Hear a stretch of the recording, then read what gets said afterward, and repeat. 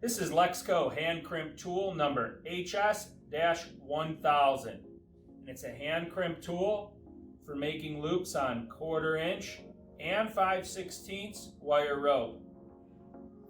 First I want to tell you about its length. It's 39 inches overall. And for point of comparison, here's what it looks like next to a 1SC. As you can see, it's easily a foot longer than that. And you really need that when you're doing the larger sizes. Here's what it looks like next to a 1-3-SBHS. And here's what it looks like next to a number P-22-012.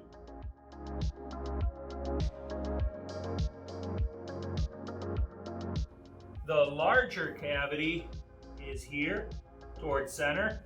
The smaller cavity is towards the end. So we're going to use that smaller 1/4 inch cavity to make a loop with 1/4 inch cable and an aluminum sleeve. And we'll start with our first crimp. We'll use that lever arm, come right down to a closed position, come open, and at this point I'll go to the opposite end of the sleeve and save the middle for the last.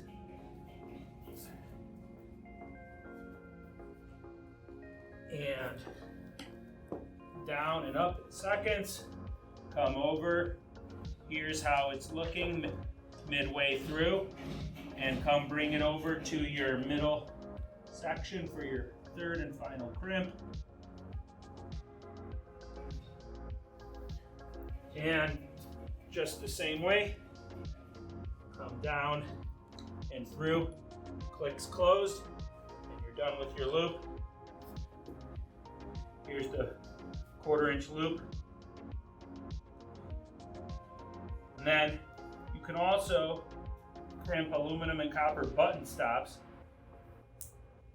Here's a 1/4 inch aluminum button stop. It's smaller, so you only have to crimp it once or twice. Let's see if I can get 2 crimps on it. Here's crimp number 1.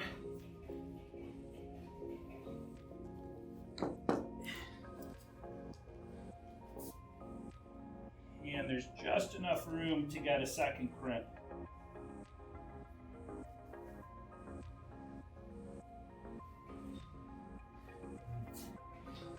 Down, same way. Second and final crimp on your button stop.